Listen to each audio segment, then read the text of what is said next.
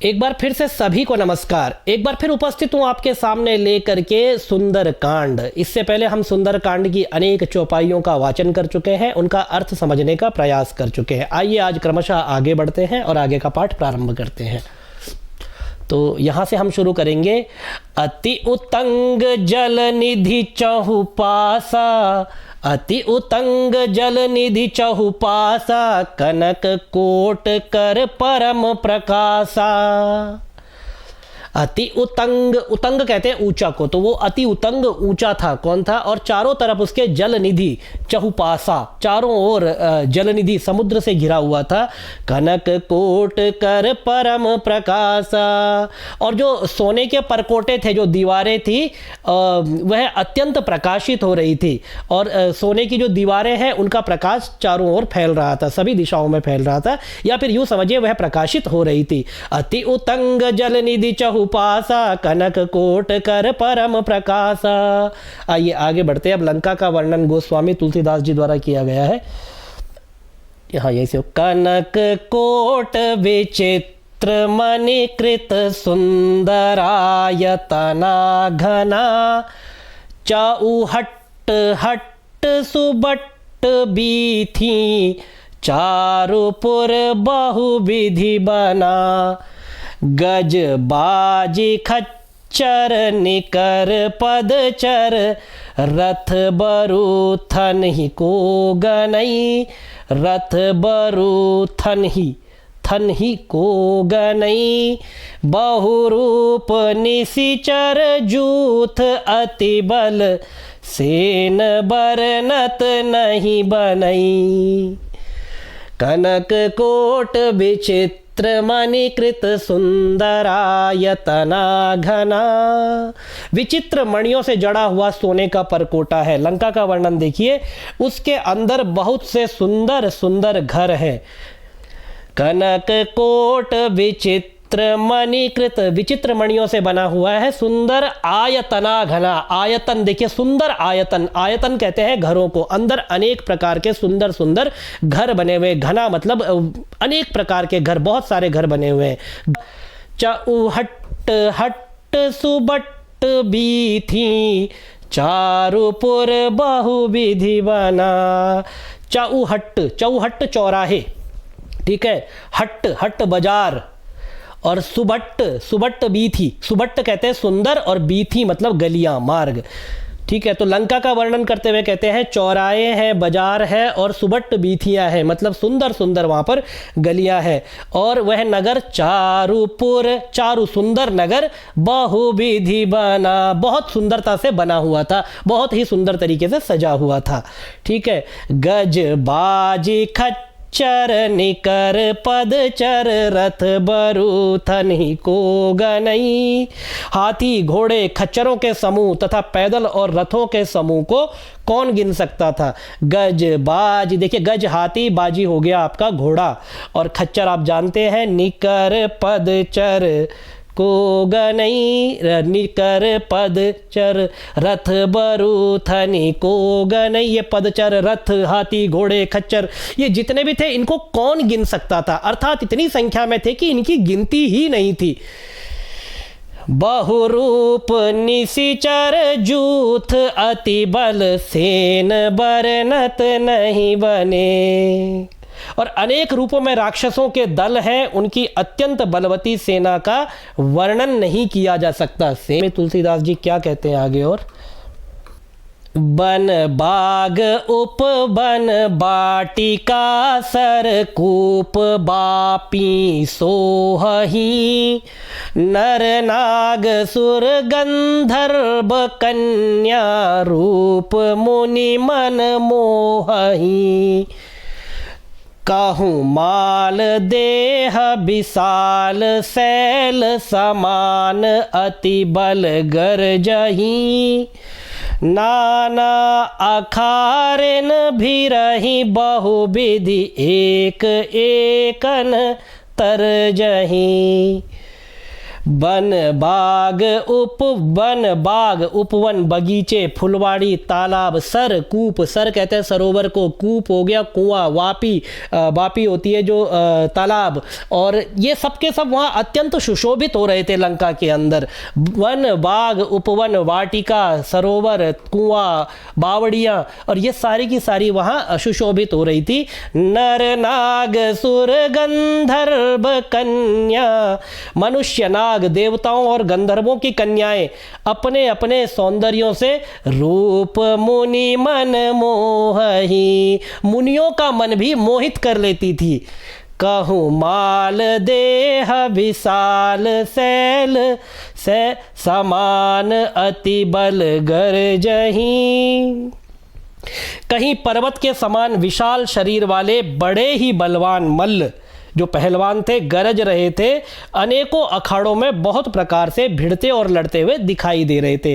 नाना अखारेन भी रही बहुविधि, एक एक तर्जही। देखिए तर्जही, तर्जन करना होता है, ये वाली उंगली दिखा करके बात करना, ये होता है तर्जन। तो व्यक्ति पहले तर्जन करता है और फिर मुंह से बोलता है तो फिर गर्जन करता है। तो इस तरह से वह तर्जन कर रहे थे।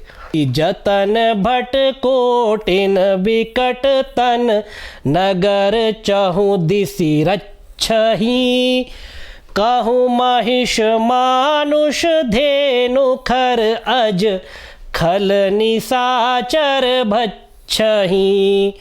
यही लागी तुलसीदास इनकी कथा कछु एक है कही, थोड़ा रघुबीर सर तीरथ शरीरनि, त्यागी गति पैहि सही। रघुबीर सर तीरथ शरीरनि, त्यागी गति पैहि सही। करी जतन भट कोटिन विकट तन, भयंकर शरीर वाले करोड़ों योद्धा यत्न करके बड़ी सावधानी से नगर की चारों दिशाओं से रखवाली करते हैं। करी जतन भट कोटिन विकट, करी जतन प्रयत्न करते हैं, भट वीर, कोटिन विकट करोड़ों वीर, विकट भयंकर, तन वाले शरीर वाले, नगर चहुदिशि रक्षाई, नगर की रक्षा चारों दिशाओं से करते थे। कहीं पर क्या होता है, महिष मानुष धेनु खर अज, खल निशाचर भक्षही। कहीं पे राक्षस क्या कर रहे हैं, भैंसों को, मनुष्यों को, गाय को, खर अर्थात गधे को, बकरियों को और दुष्टों को निशाचर खा रहे हैं। ऐसा भी लंका में देखने को मिलता है। एही लागी तुलसीदास इनकी कथा कछु एक है कही। अब गोस्वामी तुलसीदास जी ने इनकी कथा इसलिए कुछ थोड़ी सी कही है कि ये निश्चय ही श्री रामचंद्र के बाण रूपी तीर्थ में शरीरों को त्याग कर परम गति को पाएंगे। इसीलिए इनकी कथा थोड़ी बहुत बताई है कि भगवान श्री राम के बाण से ही इनको परम गति प्राप्त होगी, ये परम गति को प्राप्त हो जाएंगे। रघुवीर सर तीरथ शरीरनि, त्यागी गति पैहि सही। रघुवीर के सर रूपी तीर्थ में इनके शरीर का त्याग होगा और इनको उत्तम गति प्राप्त होगी। इसीलिए गोस्वामी तुलसीदास ने इनकी कथा यहाँ पर बहुत ही संक्षेप में लेकिन इनका यहाँ पर वर्णन किया है। आइए आगे बढ़ते हैं।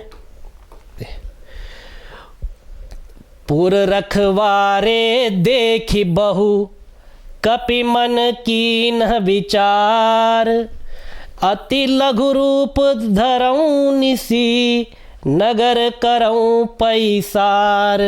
पुर रखवारे देखी बहु, बहुत सारे नगर के रखवालों को देख करके, कपि मन कीन विचार, कपि ने, पवन पुत्र ने मन में विचार किया, अति लघु रूप धरऊं निसी, मैं एक छोटा रूप धारण कर लेता हूँ, अति लघु रूप धरऊं, बहुत छोटा रूप धारण कर लेता हूँ, और निसी रात के समय में, नगर करऊं पैसार, रात के समय में नगर में प्रवेश करूँगा, या रात के समय में नगर में प्रवेश करूँ।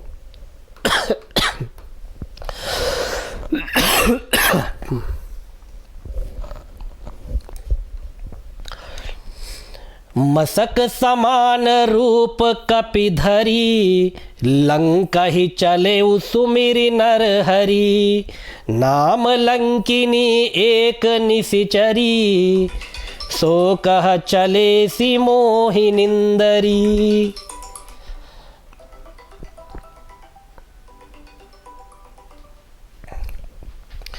मसक समान रूप कपिधरी, लंका ही चले सुमिरि नर हरि। नाम लंकिनी एक निशिचरी, सो कह चले सी मोहि निंदरी।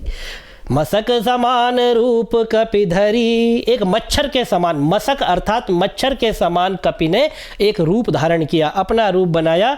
लंका ही चले सुमिरि नर हरि, भगवान नारायण श्री रामचंद्र का स्मरण करके वह लंका को चल पड़े, लंका में प्रवेश करने के लिए चल पड़े। लेकिन जैसे ही लंका में प्रवेश करने के लिए चल पड़े तो लंका की जो रक्षिका थी, द्वारपालिका थी लंकिनी, उसने हनुमान को देखा और वह हनुमान के साथ में उसका थोड़ा सा संवाद होता है।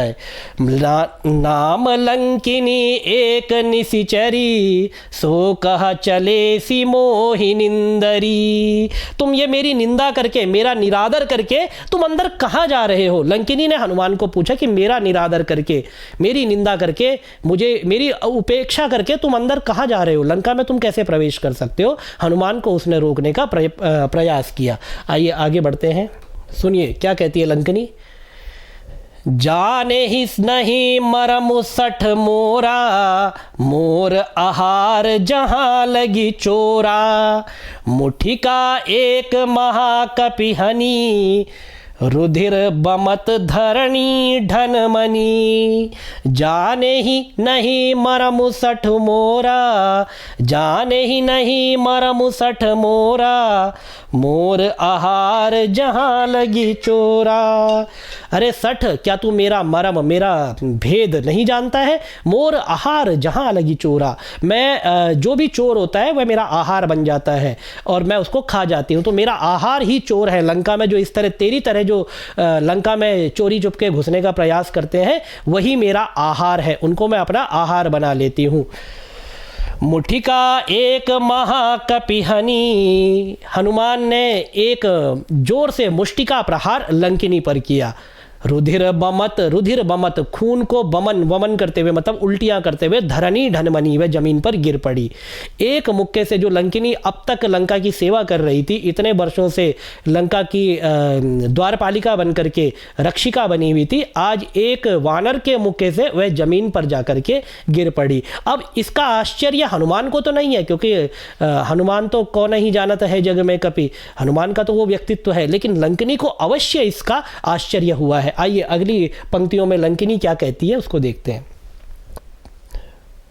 पुनि संभारी उठी सो लंका, जोरी पानी कर बिनय सशंका। जब रावण ही ब्रह्मवर दीना, चलत विरंचि कहा मोई चीना। लंकिनी ने अपने आप को संभाला। पुनि संभारी उठी सो लंका, जोरी पानी कर बिनय सशंका। अपने पानी अर्थात हाथ, हाथों को जोड़ करके ससंशय, संशय से युक्त होकर के और विनय पूर्वक हनुमान से बोली। मन में संदेह भी था लेकिन विनम्रता पूर्वक उसने हनुमान से कहा कि जब रावण ही ब्रह्मवर दीना, जब रावण को ब्रह्मा जी ने वरदान दिया था, चलत बिरंचि कहा मोई चीन्हा।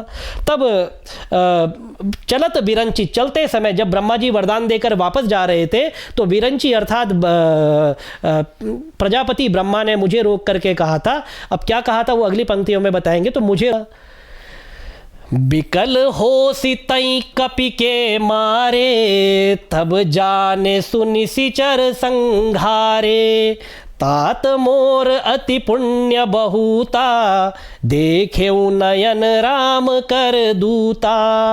बिकल हो सितई कपि के मारे, जब तू एक बंदर के मार से विकल हो जाए, व्याकुल हो जाए, परेशान हो जाए, तब जाने सुन निशिचर संघारे, तब समझना निशिचरों का संहार होने वाला है। निशिचरों का जो काउंटडाउन है वह अब शुरू हो चुका है। और फिर हनुमान से कहती है, तात मोर अति पुण्य बहुता, हे तात मेरे तो इतने पुण्य है कि देखऊं नयन राम कर दूता, कि अपनी आंखों से मैं राम के दूत को देख रही हूं।